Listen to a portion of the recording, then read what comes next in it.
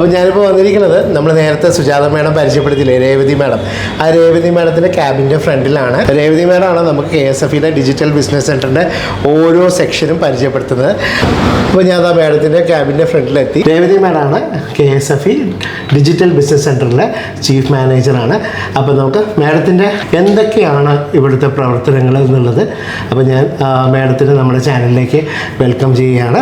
നമുക്ക് സെൻട്രലൈസ്ഡ് ആയിട്ട് ട്രിവാൻഡ്രത്ത് നമ്മുടെ ട്രിവാൻഡ്രം തമ്പാനൂർ റെയിൽവേ സ്റ്റേഷനും ഫ്രണ്ടിലായിട്ടുള്ള തമ്പാനൂർ ബസ് സ്റ്റാൻഡ് കോംപ്ലക്സിൻ്റെ 6th ഫ്ലോറിലാണ് ഇത് പ്രവർത്തിക്കുന്നത്. 2018 മുതലാണ് ഇത് പ്രവർത്തനം ആരംഭിച്ചത്. അന്ന് മുതൽ നമ്മുടെ കോൾ സെൻറ്റർ എക്സിക്യൂട്ടീവ്സിൻ്റെ സേവനത്തിലാണ് നമ്മളിത് പ്രവർത്തിക്കുന്നത്. മെയിനായിട്ടും നമുക്ക് 2 സെക്ഷനാണുള്ളത്. സർവീസ് സെക്ഷനും സെയിൽസ് ടീമുമായിട്ട് 32 പേരടങ്ങുന്ന ഒരു CRM എക്സിക്യൂട്ടീവ്സിൻ്റെ ഒരു ടീമാണ് ഇവിടെ പ്രവർത്തിക്കുന്നത്. അതിൽ സെയിൽസ് ടീമായിട്ടും സർവീസ് ടീമായിട്ടുമാണ് 2 ടീമായിട്ട് തിരിച്ചിട്ടുണ്ട്.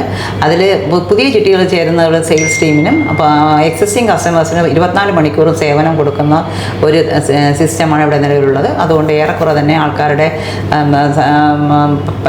എൻക്വയറികളെല്ലാം പരിഹരിക്കപ്പെടാൻ 24 മണിക്കൂറും പ്രവർത്തിക്കുന്ന ഒരു രീതിയിലാണ് ഇത് വിഭാവനം ചെയ്തിരിക്കുന്നത്. അതുകൊണ്ട് തന്നെ ഏകദേശം ആൾക്കാരുടെ എല്ലാം സംശയങ്ങളും അവരുടെ എല്ലാം ഹെൽപ്പും ഓപ്ഷനിൽ വരുന്ന സംശയങ്ങളും പേയ്മെൻറ്റിൽ വരുന്ന സംശയങ്ങളും ചിട്ടി ചേരുമ്പോൾ ഉന്നയിക്കുന്ന സംശയങ്ങളും എല്ലാം അതാത് സമയം തന്നെ പരിഹരിക്കപ്പെടുന്നുള്ളതാണ് ഇതിൻ്റെ പ്രത്യേകത. അപ്പോൾ മാഡം നമുക്ക് ഇനിയിപ്പോൾ KSFE പ്രവാസി ചിട്ടിയുടെ ഈ ഓഫീസ് നമുക്കൊന്ന് പരിചയപ്പെട്ടാലോ? മേഡമാണ് നമുക്ക് ഓരോ സെക്ഷനുകളായിട്ട് പരിചയപ്പെടും. അപ്പോൾ മാഡം നമ്മൾ ഫസ്റ്റ് CRM സെൻറ്റർ നമുക്ക് നോക്കാം.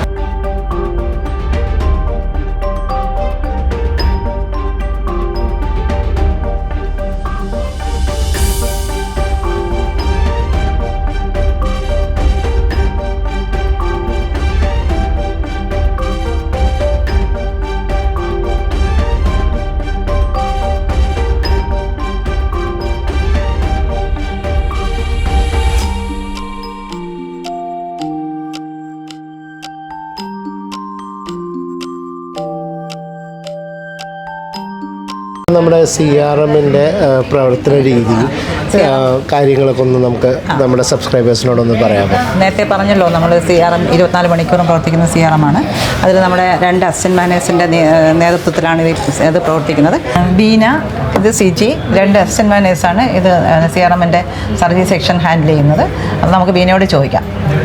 എൻ്റെ സെക്ഷനിൽ ഞാൻ ചെയ്യുന്നത് ചിട്ടി പിടിച്ചിട്ട് സെക്യൂരിറ്റി കൊടുക്കുന്ന കസ്റ്റമേഴ്സിന് അവർക്ക് പ്രൈസ് മണി റിലീസ് ചെയ്യുന്നതിനുള്ള ഹെൽപ്പാണ്. അതായത് ബ്രാഞ്ചുകളിൽ അവർ സെക്യൂരിറ്റി സബ്മിറ്റ് ചെയ്യുമ്പോൾ അവർക്ക് എന്തെങ്കിലും അതിനകത്തുള്ള ഡൗട്ടുകൾ ക്ലിയർ ചെയ്യുന്നതും അതുപോലെ തന്നെ ബ്രാഞ്ചിൽ സെക്യൂരിറ്റി കൊടുത്തിട്ട് കറക്റ്റ് ടൈമിൽ അത് പ്രോസസ്സ് ചെയ്ത് വരുന്നതിന് വേണ്ടിയിട്ടാണ്, അതിനുള്ള സപ്പോർട്ടാണ് ഞാൻ കൊടുക്കുന്നത്. അതിനകത്ത് ഇപ്പോൾ കസ്റ്റമേഴ്സിന് എന്തെങ്കിലുമൊക്കെ ആവശ്യങ്ങൾ, ബ്രാഞ്ചിന് എന്തെങ്കിലും ഡോക്യുമെൻറ്റ്സ് അഡീഷണൽ വേണമെങ്കിലോ അല്ലെങ്കിൽ കസ്റ്റമർ ബ്രാഞ്ചുകാർക്ക് കോൺടാക്റ്റ് ചെയ്യാൻ പറ്റാത്ത സാഹചര്യങ്ങൾ വരണമെങ്കിൽ നമ്മൾ കോൺടാക്റ്റ് ചെയ്യുക. അങ്ങനെ 24 hours വർക്കിംഗ് ആയിട്ടുള്ള ഒരു സെക്ഷനാണിത്. ഇത് CG സർവീസ് സെക്ഷനിലെ അസിസ്റ്റന്റ് മാനേജറാണ്. പ്രവാസി ചിട്ടിയുമായി ബന്ധപ്പെട്ട എല്ലാവിധ സംശയങ്ങളും ആദ്യം വരുന്നത് സർവീസ് സെൻറ്ററിലാണ്. ഈ 24/7 വർക്ക് ചെയ്യുന്ന ഈ സർവീസ് സെക്ഷൻ പ്രവാസി ചിട്ടിയുടെ ഏറ്റവും വലിയ ആകർഷണമാണ്. കസ്റ്റമറുടെ എല്ലാവിധ പരാതികളും ഇവിടെ നമ്മൾ മാക്സിമം വേഗത്തിൽ പരിഹരിക്കാൻ ശ്രമിക്കാറുണ്ട്. ചിട്ടിയുമായുള്ള എൻക്വയറികൾ സെയിൽസ് സെക്ഷനിലേക്ക് ഫോർവേഡ് ചെയ്യുകയും മറ്റു തരത്തിലുള്ള എല്ലാവിധ സംശയങ്ങളും ബന്ധപ്പെട്ട സെക്ഷനുകളിലേക്ക് ഫോർവേഡ് ചെയ്യുകയും അതിനനുസരിച്ച് പരിഹാരങ്ങൾ കണ്ടെത്താൻ ശ്രമിക്കുകയും ചെയ്യുന്നു. ഇത് വിഷ്ണു, ഇത് CRM എക്സിക്യൂട്ടീവ്സിൻ്റെ ടീം ലീഡറാണ്. നമുക്ക് വിഷ്ണുവിനോട് സംസാരിക്കാം. നമസ്കാരം. നമ്മുടെ പ്രവാസി ചിട്ടിയുടെ CRMൻ്റെ ടീം ലീഡറായിട്ടാണ് വർക്ക് ചെയ്യുന്നത്. നമ്മുടെ CRM എന്ന് പറയുമ്പോഴത്തേക്ക് ആക്ച്വലി 24 hours വർക്കിംഗ് ആണ്. പ്രവാസികൾക്ക് വേണ്ടിയിട്ടുള്ള ഇപ്പം ചിട്ടി സംബന്ധമായിട്ടുള്ള എല്ലാ സഹായങ്ങൾക്കും വേണ്ടിയിട്ട് 24 hours സർവീസും അതുപോലെ തന്നെ സെയിൽസ് ആണെങ്കിലും അവർക്ക് വേണ്ടിയിട്ടുള്ള എല്ലാ കാര്യങ്ങളും ചെയ്യാനായിട്ടുള്ളൊരു ടീമിനെയാണ് നമ്മളിവിടെ CRMൻ്റെ ഇതിൽ ചെയ്യുന്നത്. അപ്പോൾ അതിൻ്റെ ആ ഒരു ടീം ലീഡറായിട്ടാണ് ഞാൻ വർക്ക് ചെയ്ത് വരുന്നത്. ആക്ച്വലി ശരിക്കും പറഞ്ഞാൽ നമ്മൾ 2018 മുതൽ ഇവിടെ വർക്ക് ചെയ്ത് വരുന്നുണ്ട്. ഈ ഒരു നല്ലൊരു ടീമിൻ്റെ പിൻബലത്തോടു കൂടിയാണ് പ്രവാസി ചിട്ടി മുന്നോട്ട് പോയിക്കൊണ്ടിരിക്കുന്നത്. ഇപ്പോൾ ഏതൊരു സർവീസിൻ്റെ സൈഡിൽ വെച്ച് നോക്കുകയാണെന്നുണ്ടെങ്കിൽ അത്യാവശ്യം എന്ത് തരം സർവീസാണ് ചിട്ടിയുടെ സംബന്ധിച്ചിട്ടുള്ള എന്ത് തരം സർവീസാണെന്നുണ്ടെങ്കിലും നമ്മുടെ ടീം നല്ല രീതിയിൽ മുന്നോട്ട് കൊണ്ടുപോകുന്നുണ്ട്. അതുപോലെ തന്നെ സെയിൽസ് ആണെങ്കിലും അത്യാവശ്യം നല്ലൊരു ടീമിന് തന്നെയാണ് ഇപ്പം പ്രവാസി ചിട്ടി കിട്ടിയിരിക്കുന്നത്. അപ്പോൾ അതിൽ ഞാൻ സന്തോഷം അറിയിക്കുന്നു. സെയിൽസിൻ്റെ എൻക്വയറി എങ്ങനെയാണ് വരുന്നതെന്ന് നമുക്ക് ശാലിനിയോട് ചോദിച്ച് മനസ്സിലാക്കാം. ശാലിനി, ഇത് ഇവിടെ പ്രധാനമായിട്ടും നമുക്ക് സെയിൽസ് ഉണ്ട്, സർവീസ് ഉണ്ട്. അപ്പോൾ കസ്റ്റമേഴ്സിൻ്റെ പ്രൈമറി കോൺടാക്റ്റ് ആണ് ഈ CRM എന്ന് പറയുന്നത്. നമുക്ക് പ്രധാനമായിട്ടും കോൾസ്, പിന്നെ ചാറ്റ്, പിന്നെ വെബ് കോള്, പിന്നെ വെബ് ചാറ്റ്, ഈ 4 വേസിലൂടെയാണ് കസ്റ്റമേഴ്സ് നമ്മളെ കോൺടാക്ട് ചെയ്യുന്നത്. അപ്പോൾ നമുക്കൊരു ചാറ്റ് ബോട്ട് ഉണ്ട്. അപ്പോൾ ആ ചാറ്റ് ബോട്ടിൽ പ്രൈമറി ആയിട്ട് തന്നെ ചോദിക്കും സെയിൽസ് എൻക്വയറി ആണോ അതോ എക്സിസ്റ്റിംഗ് കസ്റ്റമറുടെ സർവീസ് എൻക്വയറി ആണോ എന്നുള്ളൊരു ക്വസ്റ്റ്യൻ ഉണ്ടാവും. അപ്പോൾ അത് ഐഡൻറ്റിഫൈ ചെയ്തിട്ട് പുതിയ ചിട്ടിയുടെ എൻക്വയറി ആണെങ്കിൽ നമ്മൾ സെയിൽസ് സെക്ഷനിലേക്ക് ഫോർവേഡ് ചെയ്യും. അതല്ല എക്സിസ്റ്റിംഗ് കസ്റ്റമേഴ്സിൻ്റെ സർവീസ് ക്വയറി ആണെങ്കിൽ നമ്മളത് സർവീസ് സെക്ഷനിലേക്ക് ഹാൻഡ് ഓവർ ചെയ്യും. എന്നിട്ട് നമ്മൾ അവർക്ക് 24/7 സപ്പോർട്ടാണ് സർവീസ് ടീം ചെയ്യുന്നത്. അപ്പോൾ അവർക്ക് ചാറ്റ് വഴിയും അവരുടെ ചാറ്റിനുള്ള റിപ്ലൈ ആയിട്ടും പിന്നെ അവരുടെ കോൾസിനുള്ള റിപ്ലൈയും കസ്റ്റമർ എക്സിക്യൂട്ടീവ്സ് കൊടുക്കും. ഇത് കൂടാതെ ഡീറ്റെയിൽ ആയിട്ട് അവർക്ക് റിപ്ലൈ വേണമെന്നുണ്ടെങ്കിൽ അവരൊരു ടിക്കറ്റ് ജനറേറ്റ് ചെയ്യും. ടിക്കറ്റ് ജനറേറ്റ് ചെയ്തിട്ട് നമ്മൾ ഓരോരോ സെക്ഷനിലേക്കും അത് ഫോർവേഡ് ചെയ്യും. എന്നിട്ട് അവർക്ക് മെയിൽ ത്രൂ നമ്മൾ റിപ്ലൈ കൊടുക്കും. ഇതാണ് ഇവിടെ സർവീസ് സെക്ഷനിൽ നടക്കുന്നത്. അക്കൗണ്ട് സെക്ഷനാണ്, നമുക്കൊന്ന് കാണാം.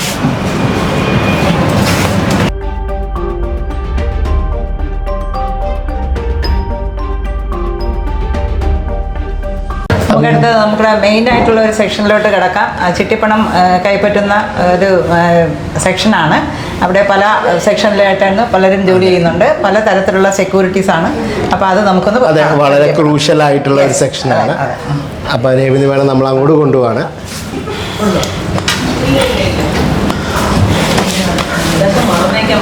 അപ്പോൾ ഇതാണ് നമ്മുടെ KSFEയുടെ പ്രവാസി ചിട്ടിയുടെ ഒരു ക്രൂഷ്യൽ ആയിട്ടുള്ള ഒരു സെക്ഷനിലാണ് ഇപ്പോൾ നമ്മൾ പേയ്മെൻറ്റ് സെക്ഷൻ അല്ലേ രേവതി മേഡം? ഒരു ദിവസം എത്ര സെലീന എത്ര പ്രൈസ് മണി FD ആക്കുന്നുണ്ട്?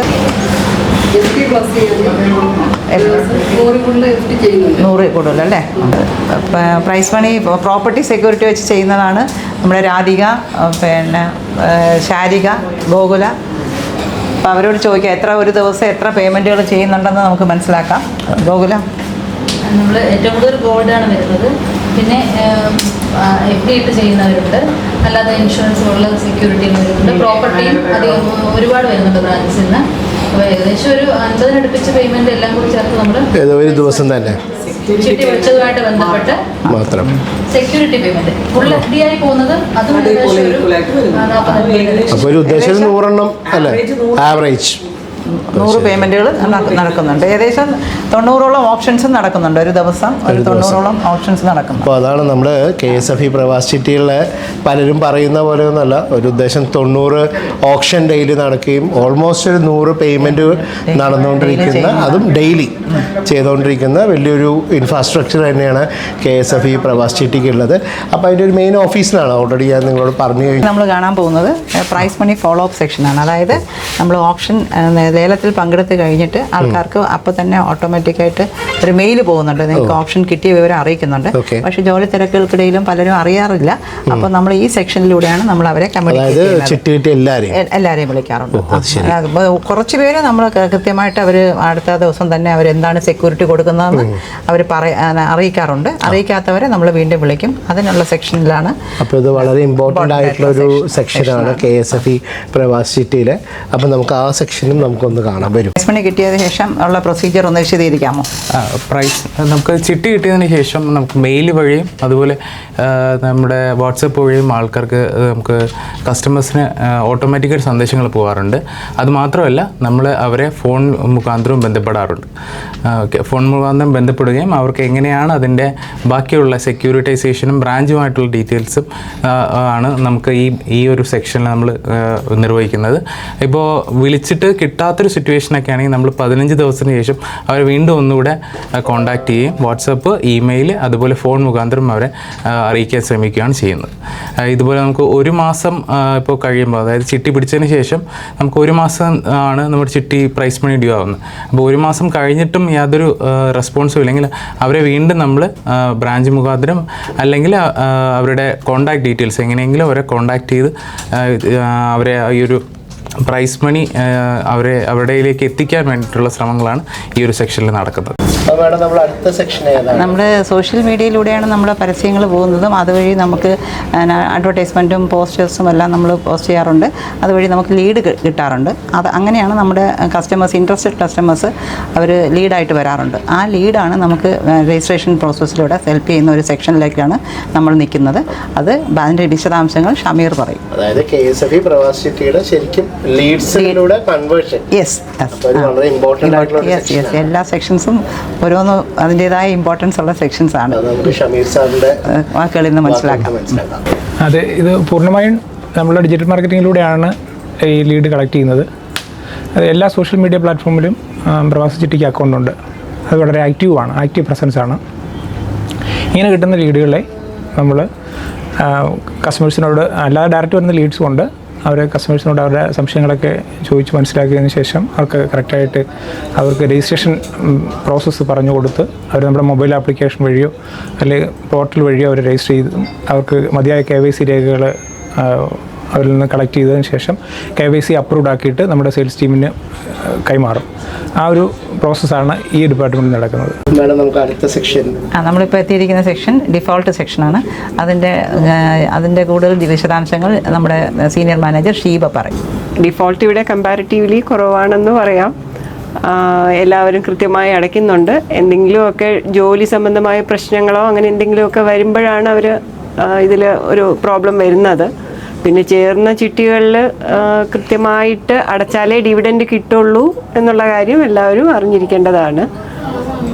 ഡിവിഡൻഡ് കിട്ടിയില്ലെങ്കിൽ നമ്മൾ ചേരുന്ന ചിട്ടി നഷ്ടത്തിലാവുകയും ചെയ്യും. ഇനി നാട്ടിൽ വന്നാലും ഒരു ചിട്ടിയിൽ ചേർന്നിട്ട് ജോലി നഷ്ടപ്പെട്ടാലും നാട്ടിൽ വന്നാൽ ഇവർക്ക് ആ ചിട്ടി കണ്ടിന്യൂ ചെയ്ത് അടഞ്ഞു പോകാനും പറ്റുന്ന തരത്തിലുള്ള ചെറിയ ചിട്ടികളൊക്കെ ആണെങ്കിൽ പറ്റും.